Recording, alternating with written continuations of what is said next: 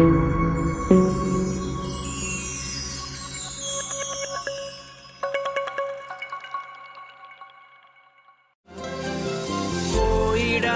നാം ലോകം മുഴുവനും, പോയിടാം സുവിശേഷവുമായി, പോയിടാം നാം യേശുവിനായി സാക്ഷികളായിടാം, പോയിടാം നാം. A reading from the book of Genesis, chapter 29. After Jacob resumed his journey, he came to the land of Easterners.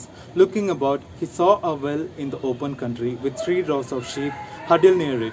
For draws were water from that well, a large stone covered the mouth of the well. Only when all shepherds were assembled there could they roll the stone away from the mouth of the well and water the flocks. Then they would put the stone back again over the mouth of the well. Jacob said to them, "Friends, where are you from?" "We are from Haran," they replied.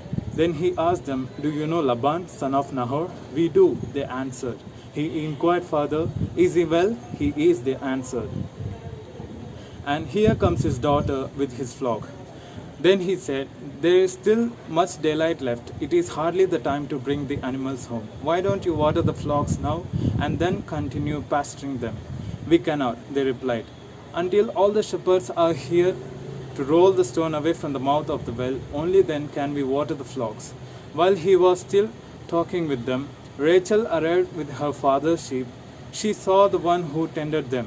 As soon as Jacob saw Rachel, the daughter of his uncle Laban, with the sheep of his uncle Laban, he went up, rolled the stone away from the mouth of the well, and watered his uncle's sheep. Then Jacob kissed Rachel and burst into tears. He told her that he was her father's relative, Rebekah's son, and she ran to tell her father. When Laban heard the news about his sister's son Jacob, he hurried out to meet him. After embracing and kissing him, he brought him to his house. Jacob then recounted to Laban all that had happened, and Laban said to him, "You are indeed my flesh and blood." After Jacob had stayed with him a full month, Laban said to him, "Should you serve me for nothing just because you are a relative of mine? Tell me what your wages should be." Now Laban had 2 daughters. The older was called Leah, the younger Rachel.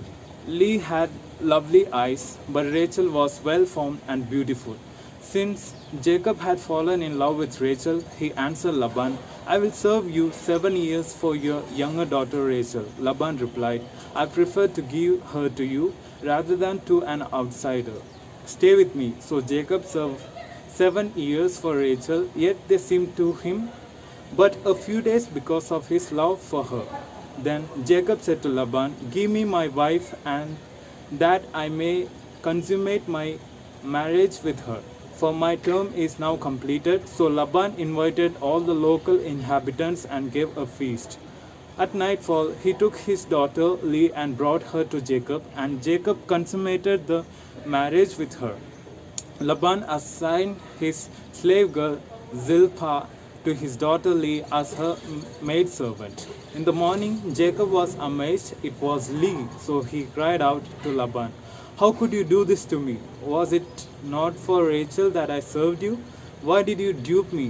It is not the custom in your country," Laban replied, "to marry off a younger daughter before an older one. Finish the bridal week for this one, and then I will give you the other 2.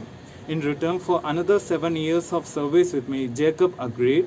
He finished the bridal week for Leah, and then Laban gave him his daughter Rachel in marriage.